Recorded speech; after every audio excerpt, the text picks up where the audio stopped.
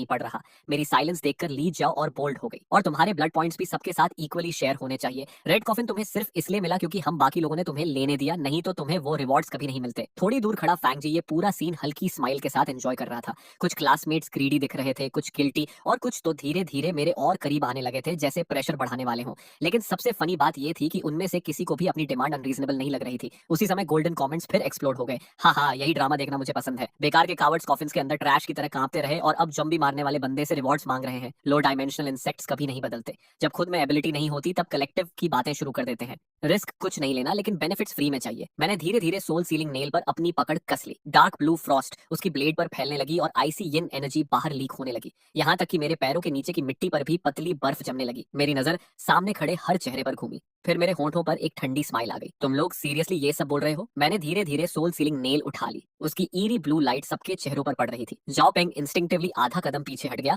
फिर खुद को मजबूर करके वहीं खड़ा हो गया। किसे डराने की कोशिश कर रहा है? सिस्टम पहले ही बोल चुका है कि 10 मिनट सेफ पीरियड चल रहा है, तू हम पर हमला नहीं कर सकता। ये सुनते ही कुछ और लोगों को भी हिम्मत आ गई। एग्जैक्टली, अभी कोई किसी को हर्ट नहीं कर सकता, वेपन होने से क्या फर्क पड़ता है? उनकी स्टुपिडिटी देखकर मुझे ऑलमोस्ट हंसी आ गई। तुम सही कह रहे हो, अभी मैं तुम लोगों के साथ कुछ नहीं कर सकता। मैं हल्का सा रुका, फिर सोल सीलिंग नेल सीधा उनकी तरफ पॉइंट कर दी। लेकिन 10 मिनट्स बाद उसी पल एटमॉस्फेयर पूरी तरह फ्रीज हो गया। तुम सबने सेटलमेंट पैनल देखा था ना? मेरी आवाज और ठंडी हो गई। एक प्लेयर को मारने पर 100 ब्लड पॉइंट्स मिलते हैं, ज़ॉम्बीज मारने से कहीं ज्यादा प्रॉफिटेबल। सबके चेहरे एक साथ बदल गए। लीजियाओ के होंठ कांपने लगे, उसकी सारी कॉन्फिडेंस गायब हो चुकी थी। जाओ पेंग बार बार अपनी फिस्ट्स खींच और खोल रहा था और उसके माथे पर कोल्ड स्वेट आ गया था। चिन युआन, तुम सच में लोगों को नहीं मारोगे ना? हम तुम्हारे क्लासमेट्स हैं। जाओ पेंग टफ बनने की कोशिश कर रहा था, लेकिन उसकी आवाज में कॉन्फिडेंस का नाम नहीं था। मैंने उसे इंडिफरेंट नजरों से देखा।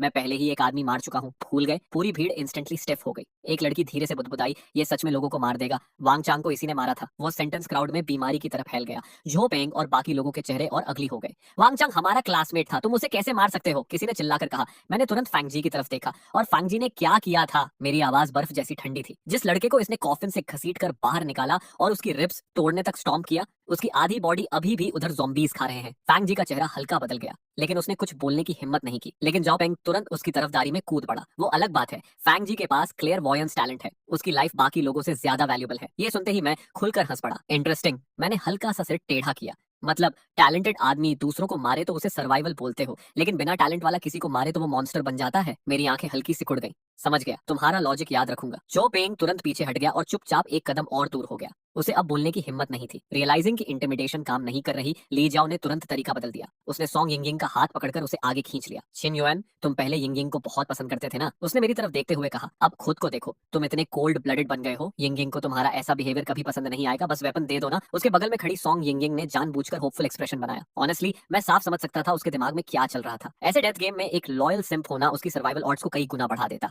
लेकिन अनफॉर्चुनेटली उसके लिए मेरे चेहरे पर जरा सा भी बदलाव नहीं आया। सॉन्ग यिंगिंग ने ऑकवर्डली अपना होंठ काटा। छिन युआन, अगर तुम वेपन नहीं दोगे तो मैं भी अब तुम्हें अटेंशन नहीं दूंगी। बाद में रिग्रेट मत करना। इतना बोलकर उसने जानबूझकर अपना चेहरा दूसरी तरफ घुमा लिया, जैसे उसे पूरा यकीन हो कि मैं पहले की तरह उसे मनाने लगूंगा। हाँ, वो अभी भी मुझे वही पुराना पैथेटिक आदमी समझ रही थी। वेपन और ब्लड पॉइंट्स दोनों भूल जाओ, मैंने शांत आवाज में कहा। तुम लोगों पर मैंने अभी तक अटैक सिर्फ पुरानी मेमोरीज की वजह से नहीं किया। फिर मैंने सॉन्ग यिंगिंग की तरफ हल्की प्लेफुल स्माइल के साथ देखा। एक्चुअली मुझे एक चीज जाननी है। मेरी आंखें धीरे धीरे शार्प हो गई। कॉर्प्सेस वाले कॉफिन्स पर ज़ॉम्बीज इसलिए हमला नहीं कर रहे थे क्योंकि सड़ान की स्मेल लिविंग सेंट को हाइड कर रही थी, लेकिन फैंग जी ने तुम्हें एम्प्टी कॉफिन दिया था, है ना? मैंने सीधा उसकी आंखों में देखते हुए पूछा। तो फिर तुम जंबी अटैक से बची कैसे? सॉन्ग यिंगिंग का चेहरा इंस्टेंटली फ्रीज हो गया। मैं लकी थी। लकी? मैं हल्का हंसा। ये बात खुद तुम्हें भी बिलीवेबल लगती है? आसपास खड़े सारे क्लासमेट्स तुरंत सॉन्ग यिंगिंग की तरफ मुड़ गए। उसका गला जैसे बंद हो गया था। उसकी उंगलियां सबकॉन्शियसली अपने कपड़ों के कोने को कसकर पकड़ चुकी थी, लेकिन उसके कुछ बोलने से पहले ही ली जाओ प्राउडली उसकी तरफ से जवाब दे बैठी। यिंगिंग को कॉफिन के अंदर एक जेड पेंडेंट मिला था। पेंडेंट ग्लो करता है और ज़ॉम्बी ऑरा को ब्लॉक करता है। इसी वजह से वो पूरी ट्रायल में सेफली बची रही। जैसे ही उसके मुंह से ये वर्ड्स निकले, सॉन्ग यिंगिंग का चेहरा मौत जैसा सफेद पड़ गया। अब बहुत देर हो चुकी थी। आसपास मौजूद हर इंसान की आंखों में इंस्टेंट नेकेड ग्रीड चमक उठी। जाओ पेंग सीधे उस पॉकेट को घूरने लगा जिसे सॉन्ग यिंगिंग कसकर पकड़ रही थी। फैंग जी ने अपनी सिल्वर आइज हल्की सिकोड़ ली। साफ दिख रहा था कि वो अपनी क्लेयरवॉयंस एबिलिटी से उसके शरीर को स्कैन कर रहा है। कुछ ही मोमेंट्स पहले पूरा ग्रुप मेरे खिलाफ यूनाइटेड था, लेकिन अब पूरा टारगेट साइलेंटली सॉन्ग यिंगिंग पर शिफ्ट हो चुका था। उसके आसपास का प्रेशर इंस्टेंटली भारी हो गया। डेस्परेशन में सॉन्ग यिंगिंग अचानक जोर से चिल्लाई, सोचो सिस्टम हमें 10 मिनट का सेफ टाइम क्यों देगा? क्राउड एक सेकंड के लिए फ्रीज हो गया। उसने जल्दी से आगे कहा, इस ग्रेवयार्ड में इतने सारे कॉफिन्स और कॉर्पसेस पड़े हैं। अगर मुझे एक कॉफिन से जेड पेंडेंट मिला टेलीपैथी से, तो बाकी जगहों पर भी हिडन कर्स्ड आइटम्स हो सकते हैं। उसकी आवाज तेज हो गई। ये 10 मिनट्स ऑब्वियसली ट्रेजर हंटिंग के लिए हैं। वो सेंटेंस जैसे एक की बन गया जिसने सबकी ग्रीड अनलॉक कर दी। सही कह रही है, बाकी कॉफिन्स में भी हिडन आइटम्स हो सकते हैं। जल्दी सर्च करो, क्या पता जिन्युइन की नेल से भी स्ट्रॉन्ग वेपन मिल जाए। सबसे पहले फैंग जी रिएक्ट किया। वो तुरंत पलटा और जाओ पेंग को साथ लेकर ग्रेवयार्ड के कॉर्नर में पड़े एक हाफ कोलैप्स्ड स्टोन कोफिन की तरफ भागा। बाकी सर्वाइवर्स भी पागलों की तरह पूरे ग्रेवयार्ड में फैल गए और स्टार्विंग डॉग्स की तरह कोफिन्स खंगालने लगे। ये देखकर सॉन्ग यिंगिंग ने आखिर राहत की सांस ली और इंस्टिंक्टिवली अपने पॉकेट में छुपे जेड पेंडेंट को ढक लिया। नॉट बैड, काफी क्लेवर निकली, मैंने हल्की स्मग के साथ बुदबुदाया। फिर मैंने धीरे धीरे अपनी नजर पूरे सेमेट्री में दौड़ाई जहां सब लोग ट्रेजर के पीछे पागलों की तरह भाग रहे थे। लेकिन मैं अपनी जगह से एक कदम भी नहीं हिला, क्योंकि रैंडम कोफिन सर्च करना प्योर लक पर डिपेंड करता था और ऑनेस्टली वो तरीका मेरे लिए बहुत इनफिशिएंट था। मैंने फिर से अपना फोकस उन स्क्रॉलिंग गोल्डन सिस्टम मैसेजेस पर टिकाया जो मेरी आंखों के सामने तैर रहे थे। मैं बाकी लोगों की तरह मूव नहीं कर रहा था, मैं वेट कर रहा था, उन हाई डायमेंशनल गॉड्स का इंतजार कि कब वो कैजुअली कोई यूजफुल इन्फॉर्मेशन लीक कर दें, hidden treasures, future rules, weaknesses, anything. उधर फांगजी की सिल्वर क्लेयरवॉयंस आईज कई बार फ्लिकर हुई, फिर वो अचानक जाओ पेंग को खींचते हुए ग्रेवयार्ड के कॉर्नर में छुपे एक टूटे हुए स्टोन कॉफिन तक ले गया। दोनों ने कुछ सेकंड्स तक उसके अंदर सर्च किया, फिर अचानक फेंग जी ने अंदर से एक रस्टी बटर नाइफ बाहर खींच ली। बटर नाइफ, फेंग जी की आंखें इंस्टेंटली चमक उठी। अब मेरे पास भी वेपन है। जो पेंग पास झुककर देखने लगा, लेकिन ये तो जंग लगी हुई है। फेंग जी तुरंत स्नीर करने लगा, तुझे क्या पता बे। उसने तुरंत बटर नाइफ को अपनी वेस्ट में छुपा लिया और साफ दिख रहा था कि उसने जो आइटम पैनल देखा था उसे जानबूझकर हाइड किया। ग्रेवयार्ड के दूसरी तरफ ली जियाओ ने एक सूखी हुई कॉप्स की कलाई से एक डार्क ब्रेसलेट खींच लिया। मुझे भी कुछ मिला रे, वो एक्साइटेड होकर चिल्लाई। इसका नाम प्रोटेक्टिव ब्रेसलेट है। वो एक्साइटेड होकर ब्रेसलेट को सॉन्ग यिंगिंग की तरफ हिलाने लगी। देख, ये ग्लो भी कर रहा है, मतलब ये डेफिनेटली कोई वैल्यूएबल चीज होगी। जैसे ही बाकी सर्वाइवर्स ने ये देखा, पूरा ग्रुप पागल हो गया। एक लड़के ने मिट्टी से टूटा हुआ पोर्सलिन शार्ड निकाला, कोई और मोल्डी बोन को ट्रेजर की तरह पकड़कर खड़ा था। एक बंदा तो क्रैक्ड क्ले जार को सीने से लगाए ऐसे मुस्कुरा रहा था जैसे जैकपॉट मिल गया हो। पूरा ग्रेवयार्ड अचानक डेस्परेट स्कैवेंजर हंट में बदल गया। तभी गोल्डन सिस्टम मैसेजेस फिर तेजी से स्क्रॉल होने लगे। These insects are hilarious, random trash को प्राइसलेस ट्रेजर समझ रहे हैं, रियल कर्स्ड आइटम्स को टच करते ही आइटम पैनल्स दिखाई देते हैं। That butcher knife and bracelet are legitimate cursed items at least. लेकिन कॉप्सेस से जुड़े सामान को छूने पर जल्दी ही एक और ज़ॉम्बी हंट ट्रिगर होगी। मैं 5000 ब्लड कॉइंस की बेट लगाता हूँ कि ब्रेसलेट वाली लड़की 30 सेकंड्स के अंदर मर जाएगी। वैसे मुझे ब्लैक क्लॉथ्स वाला किड ज्यादा इंटरेस्टिंग लग रहा है, बाकी इंसेक्ट्स से ज्यादा स्मार्ट दिख रहा है। ये पढ़कर मेरी आईलिड हल्की ट्विच हुई। मतलब वो रैंडम स्क्रैप्स ट्रेजर्स नहीं थे, वो ट्रैकिंग बीकन्स थे। जितना ज्यादा जंक कोई उठाएगा, टाइमर खत्म होने के बाद ज़ॉम्बीज उतनी तेजी से उसे लॉक कर लेंगे। और ऑनेस्टली उन्हें वार्निंग देने का तो सवाल ही नहीं था। मैं इतना बेवकूफ नहीं था कि फ्री ईएक्सपी को सेफली घूमने दूं। तभी मेरी नजर एक और सिस्टम मैसेज पर टिक गई। By the way, the old talismans on the red coffin are actually ghost suppression talismans. They've degraded into low-grade versions though. Still useful in the early stages. They can forcibly suppress low-level supernatural entities for 3 seconds. Pretty decent for low-dimensional insects, assuming any of them are smart enough to notice. Degrade item. Ghost suppression talisman. Effect forcibly suppress low-level entities for 3 seconds. मेरे चेहरे पर कोई बदलाव नहीं आया, लेकिन मेरी नजर क्वाइटली पीछे पड़े रेड कॉफिन की तरफ चली गई। जैसा मैंने सोचा था, कॉफिन का लिड अब भी फेडेड येलो टैलिस्मैन से ढका हुआ था। उनके कॉर्नर्स पुरानेपन से मुड़ चुके थे और पेपर ब्रिटल हो गया था। नो वंडर किसी ने उन पर ध्यान नहीं दिया। आखिर कौन उस कॉफिन को छूना चाहेगा जिसमें कुछ देर पहले तक 3 एस घोस्ट ब्राइट सील्ड थी। मैं कैजुअली वापस रेड कॉफिन की तरफ चला और ऐसे एक्ट करने लगा जैसे बस उसे इंस्पेक्ट कर रहा हूं। मेरी उंगलियां हल्के से एक टैलिस्मैन पर फिसली। उसी पल इन्फॉर्मेशन पैनल खुल गया। Item ghost suppression टैलिस्मैन, degrade, effect forcibly suppress low level supernatural entities for 10 seconds. मेरी आंखें हल्की सिकुड़ गईं। तो असली ट्रेजर ये थे। बिना किसी का ध्यान खींचे मैंने धीरे धीरे सारे टैलिस्मैन्स कॉफिन से निकालकर अपने कोट के अंदर रख लिए। किसी को कुछ पता तक नहीं चला। बाकी सब लोग तो अभी भी स्टार्विंग मेनियाक्स की तरह ग्रेव्स खोदने में लगे थे। उसके बाद मैं फिर से आराम से कॉफिन के पास टिक गया और साइलेंटली टाइमर खत्म होने का इंतजार करने लगा। ज्यादा देर नहीं बीती थी कि 10 मिनट सेफ्टी पीरियड खत्म हो गया। जमीन के नीचे से डीप रंबलिंग गूंजने लगी। सारे सर्वाइवर्स इंस्टेंटली फ्रीज हो गए। अगले ही पल सबसे पास वाली ग्रेव फट गई। मिट्टी के अंदर से एक पेल ग्रे आर्म बाहर निकली। फिर दूसरी ग्रेव फटी पाते गए, फिर तीसरी। कुछ ही सेकंड्स में काउंटलेस म्यूटेटेड ज़ॉम्बीज जमीन के नीचे से क्रॉल करके बाहर आने लगे। उनके बॉडीज से निकलती डिके की बदबू पहली बैच से कई गुना ज्यादा हॉरिफाइंग थी। मेरी क्लास का चेनलेई सबसे पहले टूट गया। उसने अपने मिले हुए ब्रोकन क्ले जार को कसकर पकड़ा और चिल्लाते हुए भागने लगा। लेकिन सबसे पास के 3 ज़ॉम्बीज ने एक साथ अपनी गर्दन उसकी तरफ घुमा दी, बल्कि सीधे उसके हाथ में पकड़े क्ले जार की तरफ। चेनलेई 5 सेकंड्स भी नहीं भाग पाया था कि एक ज़ॉम्बी हवा में छलांग लगाकर उसकी पीठ पर जा गिरा। उसके क्लॉज आयरन हुक्स की तरह शरीर में धंस गए। उसकी चीख पूरे सेमेट्री में गूंज उठी और वो मुंह के बल मिट्टी में जा गिरा।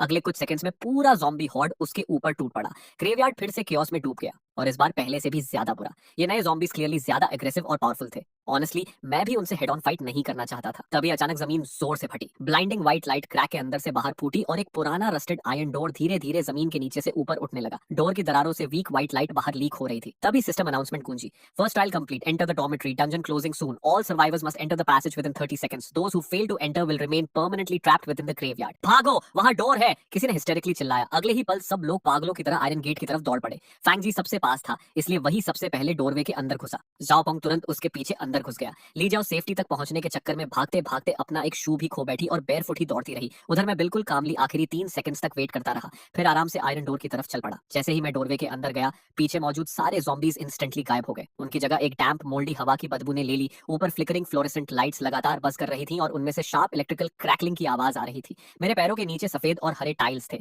कॉरिडोर के दोनों साइड्स पर टाइटली शट डोर्स लगे हुए थे जिन पर ब्लू रूम नंबर्स लिखे थे। पूरा प्लेस बिल्कुल किसी स्कूल डॉर्मेट्री हॉलवे जैसा लग रहा था। सबसे पहले ली जियाओ रिएक्ट की। हम वापस आ गए। वो वॉल से टिक गई। उसके चेहरे पर मिट्टी और आंसू दोनों लगे थे। ये डॉम बिल्डिंग है, हम रियलिटी में वापस आ गए, हम बच गए, हम सच में बच गए। एक लड़का वहीं फ्लोर पर गिरकर अनकंट्रोलेबली रोने लगा। मैंने क्वाइटली सबको काउंट किया। मुझे मिलाकर अब सिर्फ 11 सर्वाइवर्स बचे थे। मैं कॉरिडोर के आखिर में ठंडी वॉल से टिक गया और चुपचाप अपने क्लासमेट्स को फर्स्ट ट्रायल सर्वाइव करने की खुशी मनाते देखता रहा। लेकिन उनसे अलग मुझे अंदर कुछ भी फील नहीं हो रहा था, क्योंकि मेरी आंखों के सामने सिस्टम मैसेजेस पहले से भी ज्यादा तेजी से स्क्रॉल होना शुरू हो चुके थे और इस बार हर लाइन ब्लड रेड थी। हा हा हा हा, ये इंसेक्ट्स सच में सोच रहे हैं कि सेफ जोन में पहुंच गए। This is the second trial, female dormitory. अब असली सफरिंग शुरू होगी। इनके एक्सप्रेशंस बहुत डिलिशियस हैं। मुझे बेट लगानी है कि ये लोग यहाँ ग्रेवयार्ड से भी ज्यादा रोएंगे। तभी अचानक वॉल से खून रिसना शुरू हो गया। सबसे पहले ली जाओ ने नोटिस किया, वॉल पर ब्लड राइटिंग। कॉरिडोर में मौजूद हर स्माइल उसी पल गायब हो गई। ब्लडी लेटर्स धीरे धीरे वॉल्स पर बनने लगे। सेकंड ट्रायल, ब्लडी डॉर्मेट्री बासेटा। Welcome players to bloody dormitory. और this building contains 3 floors with 12 dormitories per floor.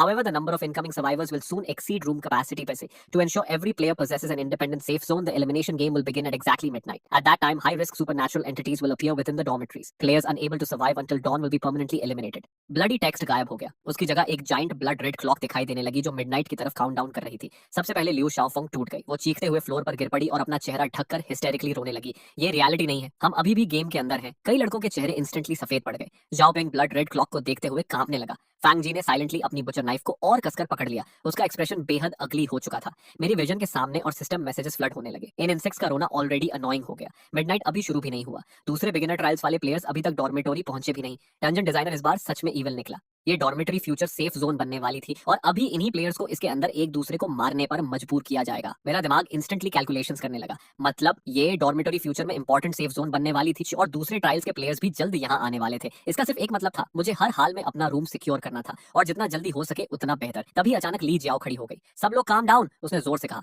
System ने कहा हम फर्स्ट बैच प्लेयर्स हैं, मतलब रूम चूज करने में हमें प्रायोरिटी मिलेगी। मुझे लगता है बॉयज और गर्ल्स को अलग अलग रहना चाहिए, वही सेफेस्ट अरेंजमेंट है। उसके बोलते ही जांग टिंग इंस्टेंटली एक्सप्लोड हो गई। ली जाओ, ज़ॉम्बीज़ ने तेरा दिमाग खा लिया है क्या? वो गुस्से में चिल्लाई। मिडनाइट पर घोस्ट्स लोगों को मारने आएंगे, बाकी तुम लोगों का मुझे नहीं पता, लेकिन गेम को शॉर्ट ठीक आता है, लेकिन मैं जिनशुन के साथ ही रहूंगी। मी टू, दूसरी लड़की जो मेंग याओ तुरंत चिल्लाई। जिनशुन ने ज़ॉम्बीज़ मारे हैं, वो हम सब में सबसे स्ट्रॉन्गेस्ट है, उसके साथ रहने के लिए मैं कुछ भी करूंगी। बोलते बोलते उसने मेरा आर्म पकड़ लिया और जानबूझकर खुद को उससे चिपका लिया। जांग टिंग तुरंत स्नीर करने लगी। तू खुद को समझती क्या है? अगर कोई उसके साथ रहेगा तो सबसे पहले मैं रहूंगी। अगले ही सेकंड दोनों लड़कियां वहीं लिटरली लड़ने लगी। उधर बाकी लड़कियों ने भी कंट्रोल खो दिया और डेस्परेशन में मेरी तरफ भीड़ लगाने लगी। यहाँ तक कि पीछे खड़ी सॉन्ग यिंगिंग भी नर्वसली अपने कपड़ों का कोना मरोड़ रही थी और होंठ काट रही थी। ली जाओ उसके करीब झुकी और धीरे से उसके कान में फुसफुसाई, पैनिक मत कर, जिनशुन तुझसे पहले कितना प्यार करता था। एंड में वो खुद तुम्हारे पास बेगिंग करने आएगा। सॉन्ग यिंगिंग थोड़ी देर हेजिटेट करती रही, फिर धीरे से सिर हिला दिया। साफ दिख रहा था कि उसे ली जियाओ की बात पर पूरा भरोसा था। आखिर पुराना वाला मैं तो प्रैक्टिकली उसकी पूजा करता था। उसके दिमाग में अभी भी यही चल रहा था कि मैं बस हार्ड टू गेट बनने की एक्टिंग कर रहा हूँ। उधर मैं पूरा सीन बिल्कुल इंडिफरेंट होकर देख रहा था। सच में बेकार इडियट्स का झुंड। मैंने धीरे धीरे सोल सीलिंग नेल बाहर निकाली। मैं रूम 102 में अकेला रहूंगा। मेरी बर्फ जैसी ठंडी नजर सबके ऊपर घूमी। जो भी मेरे रूम में घुसेगा वो मरेगा। उसी पल पूरा हॉलवे साइलेंट हो गया। जांग टिंग ने मुंह खोला, फिर तुरंत बंद कर लिया। चाओ मेंग्याओ का चेहरा सफेद पड़ गया और वो लड़खड़ाकर पीछे हट गई। ये देखकर मैंने कामली सोल सीलिंग नेल वापस रख दी और सीधे रूम 102 की तरफ मुड़ गया। पीछे सॉन्ग यिंगिंग पूरी तरह फ्रीज हो चुकी थी। उसके चेहरे पर मौजूद होपफुल एक्सप्रेशन धीरे धीरे शॉक डिसबिलीफ में बदल रहा था। यहाँ तक कि ली जाओ भी पहली बार स्पीचलेस दिख रही थी। उधर सिस्टम मैसेजेस प्रैक्टिकली हंस हंस कर फट रहे थे। हाँ, ये औरत सच में सोच रही थी कि वो उसके पास बेगिंग करने आएगा। लो डिमेंशनल इंसेक्ट्स का कॉन्फिडेंस सच में एंटरटेनिंग होता है, लेकिन ब्लैक क्लोथ्स वाला किड इंटरेस्टिंग है। कम से कम उसे डेड वेट पहचानना आता है। तभी अचानक फेंग जी हॉलवे के कॉर्नर से बाहर आया। डरो मत सब लोग, उसने कॉन्फिडेंट आवाज में कहा। जिन युआन सेल्फिश है और खुद को अलग कर चुका है। मिडनाइट पर ऐसे लोग सबसे पहले मरते हैं, लेकिन अगर हम यूनाइटेड रहे तो हम सब सर्वाइव करेंगे। बोलते वक्त उसने अपनी बचन नाइफ भी बाहर निकाली ताकि और कन्विंसिंग लगे। झो काई तुरंत उसकी साइड लेने पहुंच गया। ब्रोदर जी सही कह रहे हैं, यूनिटी ही स्ट्रेंथ है। झो पेंग भी तुरंत सिर हिलाने लगा। एग्जैक्टली जिन युआन जैसे लोगों को आखिर में उनका कारमा मिल ही जाता है। बाकी क्लासमेट्स भी धीरे धीरे फिर फैंगजी के आसपास गैदर होने लगे, बिल्कुल लॉयल फॉलोअर्स की तरह। फैंगजी वार्मली मुस्कुराया और रूम 101 के अंदर चला गया। थोड़ी हेजिटेशन के बाद सॉन्ग यिंगिंग भी उसके पीछे अंदर घुस गई, लेकिन रूम में एंटर करने से पहले उसने सबकॉन्शियसली पीछे मुड़कर रूम 102 के टाइटली शट डोर की तरफ देखा। उधर जैसे ही फेंगजी डॉर्म रूम के अंदर गया, उसके चेहरे की फेक स्माइल पूरी तरह गायब हो गई। उसने हाथ में पकड़ी बटर नाइफ की तरफ देखा और कोल्ड आवाज में बुदबुदाया, 10 सैक्रिफिशियल पॉन्स काफी होने चाहिए। उसके होंठों पर थोड़ी देर के लिए क्रूअल ग्रिन आई। क्या उन इडियट्स को सच में लगता है कि मैं उन्हें प्रोटेक्ट करूंगा? लेकिन अगले ही पल जब उसने सिर उठाया, उसका एक्सप्रेशन फिर से वार्म और फ्रेंडली बन चुका था। वो तो टीम लीडर की तरह सबको बेड्स चूज करने में हेल्प भी करने लगा। मीनवाइल रूम 102 के अंदर मैं क्वाइटली अपने सराउंडिंग्स ऑब्जर्व कर रहा था। रूम करीब 15 स्क्वायर मीटर्स का था। वॉल के पास एक सिंगल आयरन फ्रेम बेड रखा था जिसके ऊपर सिर्फ बेयर वुडन बोर्ड्स थे। कॉर्नर में एक टाइनी बाथरूम था जिसमें मुश्किल से एक इंसान खड़ा हो सकता था। तभी मेरी नजर डोर के पास लगे एक छोटे डिस्प्ले स्क्रीन पर पड़ी। उसे फेंट डार्क रेड ग्लो निकल रही थी। उसके ऊपर ब्लड रेड वर्ड्स लिखे थे, ब्लड पॉइंट शॉप। मैं आगे बढ़ा और स्क्रीन को टच किया। उसी पल पूरा डिस्प्ले ब्राइटली लाइट अप हो गया और मेरे सामने परचेसेबल आइटम्स की ह्यूज लिस्ट खुल गई। Food, water, daily supplies, medicine, सब कुछ था। Rice meal 10 blood points, mineral water 5 blood points, blanket 15 blood points, emergency bandages 20 blood points. Daily necessities काफी चीप थी, लेकिन जैसे ही मैंने कर्स्ड आइटम सेक्शन स्क्रॉल किया, प्राइसेस इंस्टेंटली आसमान छूने लगे। D grade item soul gathering bell, D grade item exorcism peach wood sword, सी grade item soul suppression stone, B grade item 100 ghost command banner. Prices देखकर मेरी eyelid हल्की Twitch हुई। Ordinary players एक trial में मुश्किल से 200 ब्लड पॉइंट्स कमा पा रहे थे। मतलब एक डिसेंट आइटम खरीदने की कीमत प्रैक्टिकली इंसानी जानों के बराबर थी। लेकिन ब्लाइंडली शॉप से चीजें खरीदने के बजाय मैंने सबसे पहले फिर से अपना ध्यान उन तेजी से स्क्रॉल हो रहे सिस्टम मैसेजेस पर लगाया। शॉप के जंक की किसे परवाह है, असल एंटरटेनमेंट तो मिडनाइट पर शुरू होगा। इस बार उन्होंने रिजेंटमेंट टाइप स्पिरिट्स रिलीज किए हैं। ये पढ़ते ही मेरी प्यूपिल्स इंस्टेंटली सिकुड़ गईं। रिजेंटमेंट टाइप घोस्ट्स वो ज़ॉम्बीज से कई गुना ज्यादा टेरिफाइंग होते हैं। मैंने कामली अपनी नजर वापस शॉप स्क्रीन पर डाली और कैजुअली ब्राउज करने का एक्ट करने लगा, जबकि सीक्रेटली मैं स्पिरिट टाइप एंटिटीज के खिलाफ यूजफुल आइटम्स सर्च कर रहा था। कई बार लिस्टिंग्स रिफ्रेश करने के बाद आखिर मुझे वही मिल गया जिसकी जरूरत थी। D grade item 5 emperor coin string, constructed from 5 copper coins from different dynasties Tide together with red string, greatly reduces the detection range of resentment type entities